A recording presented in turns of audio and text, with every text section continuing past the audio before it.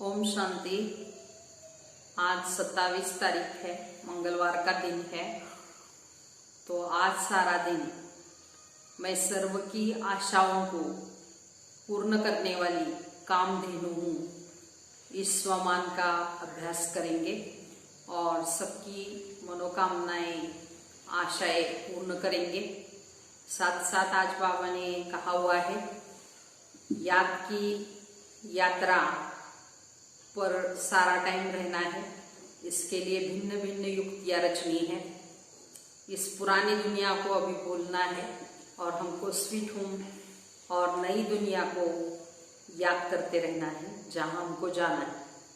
जैसे मुरली के अंदर बाबा मिसाल सुनाते हैं, पुराना घर है और हम नया घर बना रहे हैं, तो हमारी सारी टाइम बुद्धि नए घर में रहती है और पुरानी से निकल जाती है। तो ऐसे पुरानी दुनिया से बुद्धि का योग निकालना है और सारा टाइम नई दुनिया, स्वीट होम, अपना जो घर है परम धाम, उसको याद करते रहना है। आज का महावाक्य है, बाबा कहते, मीठे बच्चे भिन्न भिन्न युक्तियां सामने रख याद की यात्रा पर रहो। इस पुरानी दुनिया को भूल अपने स्वीट होम और नई दुनिया को याद करो। प्रश्न है, कौन सी एक्ट अथवा पुरुषार्थ अभी ही चलता है, सारे कलम में नहीं? उत्तर है, याद की यात्रा में रह आत्मा को पावन बनाने का पुरुषार्थ, सारी दुनिया को पतित से पावन बनाने की एक्ट सारे कल्प में सिर्फ संगम पर इस समय पर ही चलती है। तो ये एक्ट हर कल्प रिपीट होती है। तो तुम बच्चे इस अनादि अविनाशी ड्रामा के वंडरफुल राज को समझते हो। तो बाबा ने आज पूरा जो कल्प है उसमें अभी ही कौन सा हम पुरुषार्थ करते हैं या कौन से एक्ट अभी चलती है, आज ये बात सुनाई। तो संगम पर पावन बनने की एक्ट, इसके लिए याद की यात्रा में रहने की एक्ट, ये पुरुषार्थ अभी संगम पर ही चलता है। तो फिर बाबा कहते कल्प के बाद ही ये ड्रामा रिपीट होगा। तो ड्रामा ऐसे बाबा कहते कल्प रिपीट होता है। तो इस ड्रामा को भी बच्चे अच्छी रीति जानते हैं। तो इन बातों को स्मृति में लाना है। ओम शांति। रूहानी बाप बैठ रूहानी बच्चों को समझा दे, इसलिए रूहानी बच्चों को देही अभिमानी या रूहानी अवस्था में निश्चय बुद्धि होकर बैठना व सुनना है।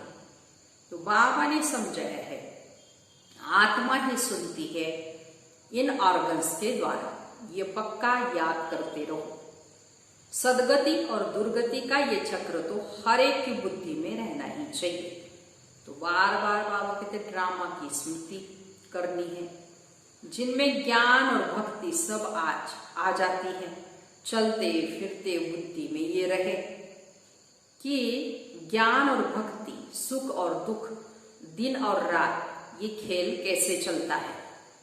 तो हम 84 का पाठ बजाते हैं। तो बाप को याद है, तो बच्चों को भी याद में रहने का पुरुषार्थ कराते हैं। इससे ही तुम्हारे विकर्म विनाश होते हैं और तुम राज्य भी पाते हो। तो जानते हो ये पुरानी दुनिया अब खलास होनी है। जैसे कोई पुराना मकान होता है और नया बनाते हैं, तो अंदर में निश्चय रहता है कि अभी हम नए मकान में जाएंगे। फिर मकान बनने में कभी वर्ष 2 वर्ष लग जाते हैं। जैसे नई दिल्ली में गवर्नमेंट हाउस आदि बनते हैं, तो जरूर गवर्नमेंट कहेगी हम ट्रांसफर हो नई दिल्ली में जाएंगे। तो तुम बच्चे भी जानते हो कि ये सारी बेहद की पुरानी दुनिया है, अब जाना है हमको नई दुनिया। तो बाबा युक्तियां बताते हैं, ऐसी ऐसी युक्तियों से बुद्धि को याद की यात्रा में लगाना है। हमको अब घर जाना है, इसलिए स्वीट होम को भी याद करना है, जिसके लिए मनुष्य कितना माथा मारते। तो ये भी मीठे मीठे बच्चों को समझाया है कि ये दुखधाम अब खत्म होना है। तो भल तुम बाबा कहते हैं यहाँ रहे पड़े हो परंतु ये पुरानी दुनिया पसंद नहीं है। हमको फिर अभी जाना है नई दुनिया में। भले चित्र आगे कोई भी न हो तो भी तुम समझते हो कि अब पुरानी दुनिया का अंत है, अब हम नई दुनिया में जाएंगे। तो भक्ति मार्ग में तो कितने ढेर सारे चित्र हैं, उनकी भेंट में तुम्हारे तो बहुत थोड़े हैं। तुम्हारे ये ज्ञान के चित्र है और वो सब है भक्ति मार्ग के चित्र। चित्रों पर ही सारी भक्ति होती है।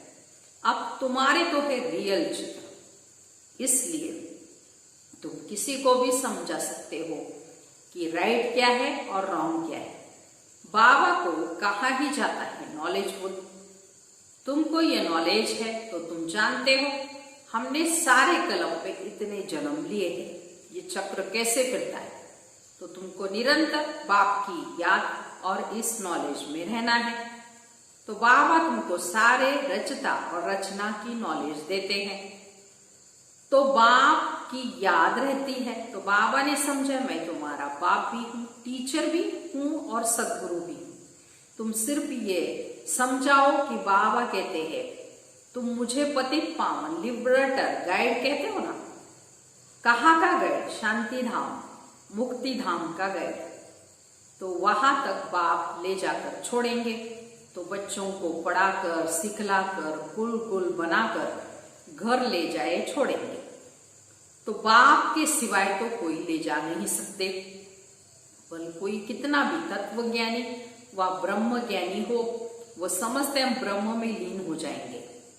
तो तुम्हारी बुद्धि में है कि शांति धाम तो हमारा घर है, वहां जाकर फिर हम नई दुनिया में पहले पहले आएंगे। तो वो सब बाद में आने वाले हैं। तो तुम जानते हो कैसे सब धर्म नंबरवार आते हैं। तो सतयुग त्रेता में किसका राज्य है? उनका धर्मशास्त्र क्या है? सूर्यवंशी चंद्रवंशी का तो एक ही शास्त्र है, परंतु वह गीता कोई रियल नहीं। तो तुमको जो ज्ञान मिलता है वो तो यहाँ ही खत्म हो जाता है, वहां कोई शास्त्र नहीं। तो द्वापर से जो भी धर्म आते हैं उनके शास्त्र कायम है, चले आ रहे हैं। अब फिर एक धर्म की स्थापना होती है तो बाकी सब विनाश हो जाने हैं। कहते रहते एक राज्य, एक धर्म, एक भाषा, एक मत हो, तो वो तो एक द्वारा ही स्थापन हो सकता है। तो तुम बच्चों की बुद्धि में सतयुग से लेकर कलयुग अंत तक अभी सारा ज्ञान है। तो बाबा कहते हैं पावन बनने के लिए पुरुषार्थ करो। आधा कल्प लगा तुमको पावन बनने में, तो वास्तव में सारा कल्प ही कहे तो आधा कल्प लगा पतित बनने में, वास्तव में सारा कल्प ही कहे। ये याद की यात्रा से तुम सीखते हो, वहां यह है नहीं। देवताएं पतित से पावन होने का पुरुषार्थ कभी नहीं करते। तो वो पहले राजयोग से यहां से पावन होके जाते हैं, उनको कहा ही जाता है सुखधाम। तो तुम जानते हो सारे कल्प में सिर्फ अब ही हम याद की यात्रा का पुरुषार्थ करते हैं। फिर यही पुरुषार्थ अथवा जो एक्ट चलती है पतित दुनिया को पावन बनाने के लिए, फिर कल्प बाद ही रिपीट होगी। जो चक्र तो जरूर लगाएंगे ना। तो तुम्हारी बुद्धि में ये सब बातें हैं। फिर ये नाटक है तो नाटक को समझना है, ड्रामा को समझ लो बाबा कहते हैं। तो ड्रामा कैसे नाटक होता है, रिपीट होता है। तो सभी आत्माएं पार्टधारी है ड्रामा के अंदर। तो अविनाशी पार्ट आत्मा को मिला हुआ है, जो आत्मा ड्रामा के अंदर बजाती रहती है। तो सभी आत्माएं पार्टधारी है, जिसमें अविनाशी पार्ट भरा हुआ है। जैसे वो ड्रामा चलता रहता है, परंतु वो फिल्म घिसकर पुरानी हो जाती है। ये तो अविनाशी है, ये भी वंडर है। कितनी छोटी आत्मा में सारा पार्ट भरा हुआ है।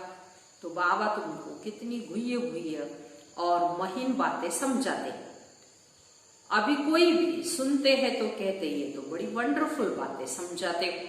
तो आत्मा क्या है वो अभी समझाते। शरीर को भी तो सब समझते हैं। डॉक्टर लोग तो मनुष्यों के हार्ट को भी निकालकर बाहर रखते फिर डाल देते हैं। परंतु आत्मा का किसी को भी पता नहीं। आत्मा पतित से पावन कैसे बनती है ये भी कोई नहीं जानते। तो पतित आत्मा, पावन आत्मा, महान आत्मा कहते हैं ना, तो सब पुकारते हैं कि हे पतित पावन आओ, आकर हमको पावन बनाओ। परंतु आत्मा कैसे पावन बनेगी, उसके लिए चाहिए अविनाशी सर्जन। तो आत्मा पुकारती है, उसको है ही कहते आत्मा पुकारती उसको है जो पुनर्जन्म रहित है। आत्मा को पवित्र बनाने की दवाई उसके पास ही है। तो तुम बच्चों में खुशी में रोमांच खड़े हो जाने चाहिए। हमको भगवान पढ़ाते हैं, इसका नशा और खुशी चाहिए।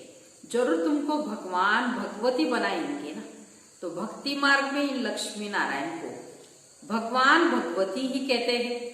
तो यथा राजा रानी तथा प्रजा होगी ना, तो आप समान पवित्र भी बनाते हैं, तो ज्ञान का सागर भी बनाते हैं, फिर अपने से भी जास्ती विश्व का मालिक बनाते हैं। तो पवित्र अपवित्र का कंप्लीट पार्ट तुमको बजाना होता है। तो तुम जानते हो बाबा आया हुआ है, फिर से मालिक बनाते हैं हमको विश्व का। बाबा कहते हैं फिर से आदि सनातन देवी देवता धर्म स्थापन करने, जिसके लिए कहते हैं ये धर्म प्रायलोक हो गया है। तो उनकी बड़ के झाड़ से भी भेंट की गई है। शाखाएं ढेर निकलती है, थूर है नहीं। ये भी कितने धर्मों की शाखाएं निकली है। फाउंडेशन देवी देवता धर्म है नहीं, तो प्रायलोक है। तो बाबा कहते वो धर्म है, परंतु धर्म का नाम फिरा दिया है। पवित्र न होने के कारण अपने को देवता कह नहीं सकते, न हो तब तो बाप आकर रचना रचे ना। तो अब तुम समझते हो हम देवता पवित्र थे, अब पतित बने हैं। हर चीज ऐसे होती है, तो तुम बच्चों को ये भूलना नहीं चाहिए। पहली मुख्य बात, मुख्य मंजिल है बाप को याद करने की, जिससे ही पावन बनना है। बोलते सब ऐसे है हमको पावन बनाओ, ऐसे नहीं कहेंगे कि हमको राजा रानी बनाओ। तो तुम बच्चों को बहुत बहुत फकुर होना चाहिए। परंतु जानते हो हम तो भगवान के बच्चे हैं, अभी हमको जरूर वर्षा मिलना चाहिए।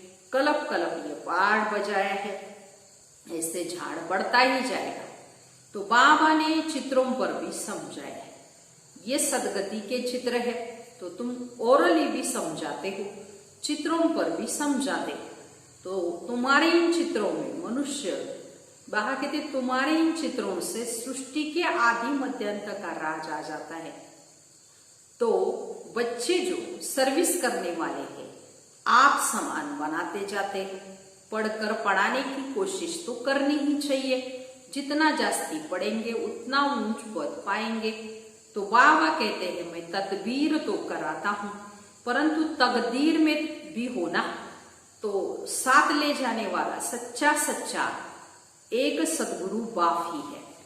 तो हर एक ड्रामानुसार पुरुषार्थ करते रहते। ड्रामा का राज भी बाबा ने समझाया है।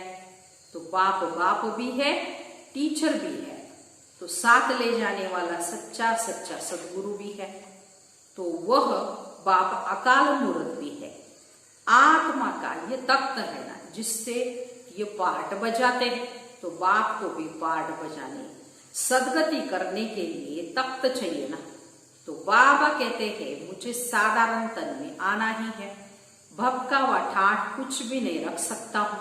वो गुरुओं के फॉलोअर्स लोग तो गुरु के लिए सोने के सिंहासन, महल आदि बनाते हैं। तो तुम क्या बनाएंगे? तुम बच्चे भी हो, तो स्टूडेंट भी हो, तो तुम उनके लिए क्या करेंगे, कहाँ बनाएंगे? ये तो साधारण है ना। तो बच्चों को ये भी समझाते रहते हैं, वेश्याओं की भी सर्विस करो, गरीबों का भी उद्धार करना है। बच्चे कोशिश भी करते हैं। बनारस में भी गए तो उन्हों को तुमने उठाया तो कहेंगे वाह ये बीके की तो कमाल है। वेश्याओं को भी ये ज्ञान देती है। तो उनको भी समझाना है कि अभी तुम ये धंधा छोड़ो और शिवालय के मालिक बनो। तो ये नॉलेज सीख कर फिर सिखलाओ। वेश्याएं भी फिर औरों को सिखला सकती है। सीख कर होशियार हो जाएंगे तो फिर अपने ऑफिसर्स को भी समझाएंगे। हॉल में चित्र आदि रखकर बैठकर समझाओ तो सब कहेंगे वाह, वेश्याओं को शिवालय वासी बनाने के लिए भी के निमित्त बनी है। तो बच्चों को सर्विस के लिए ख्यालात चलने चाहिए। तुम्हारे ऊपर बहुत ही रेस्पॉन्सिबिलिटी है। अहिल्याएं, उपजाए, भिलनियाएं, गणिकाएं, इन सबका उद्धार करना है। गायन भी है, साधुओं का भी उद्धार किया। तो ये तो समझते हो, साधुओं का उद्धार होगा पिछाड़ी में। तो अब वो तुम्हारे बन जाए तो भक्ति मार्ग सारा ही खत्म हो जाए। तो बाबा कहते हैं इसलिए वो पिछाड़ी में आएंगे। साधु आदियों का उद्धार तो पिछाड़ी में होंगे। तो सन्यासी लोग ही अपना आश्रम छोड़ दे, बस हमने हार खाई, तो ये पिछाड़ी में होगा। तो बाबा डायरेक्शन देते रहते हैं, ऐसे ऐसे करो। तो बाबा तो कहा बाहर नहीं जा सकते, बाबा कहेंगे बच्चों से जाकर सीखो। तो समझाने की युक्तियां तो सब बच्चों को बताते रहते हैं। बाबा ऐसा कार्य करके दिखाओ जो मनुष्यों के मुख से वाहा वाहा निकले। तो गायन भी है ना, शक्तियों ने ज्ञान बाण मारे। तो बाबा कहते हैं इसलिए हर एक को ज्ञान समझाने का पुरुषार्थ करना है।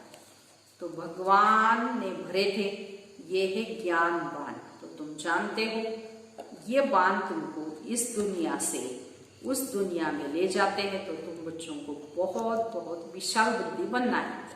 एक जगह भी तुम्हारा नाम हुआ, गवर्नमेंट को मालूम पड़ा, तो फिर बहुत प्रभाव निकलेगा। एक जगह से ही कोई अच्छे 5-7 ऑफिसर्स निकले तो वो अखबारों में डालने लग पड़ेंगे। कहेंगे ये भी के वेश्याओं से भी वो धंधा छुड़ाए, शिवालय का मालिक बना दी। तो बहुत ही वहां निकलेगी। धन आदि सब वो ले जाएंगे। तो तुम धन क्या करेंगे? तुम बड़े बड़े सेंटर खोलेंगे। पैसे से चित्र आदि बनाने होते हैं।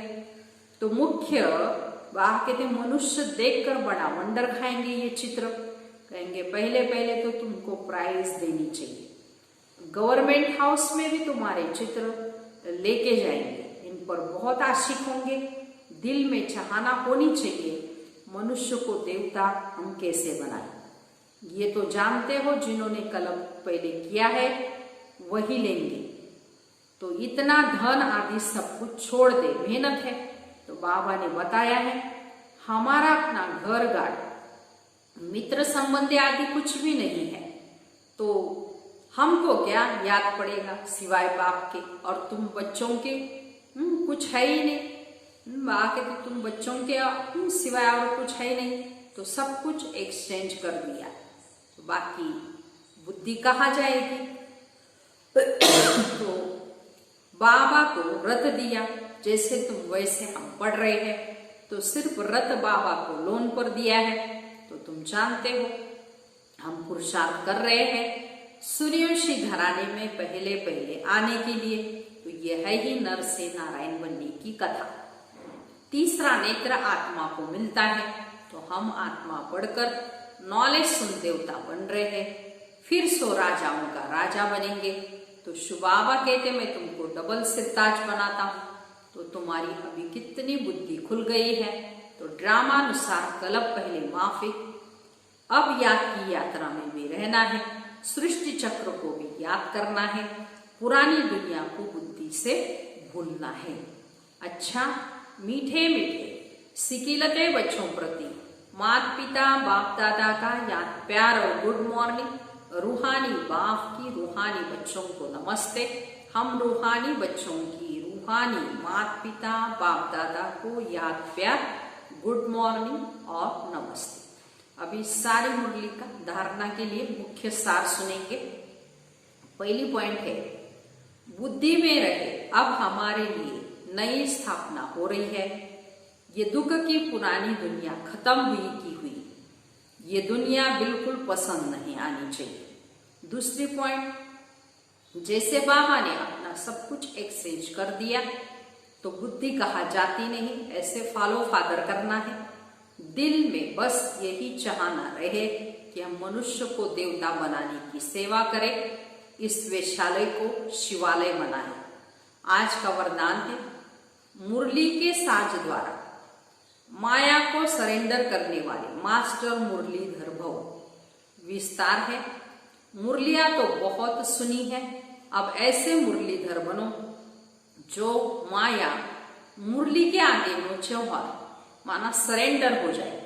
मुरली के राज का साज अगर सदैव बजाते रहो तो माया सदा के लिए सरेंडर हो जाएगी। माया का मुख्य स्वरूप कारण के रूप में आता है।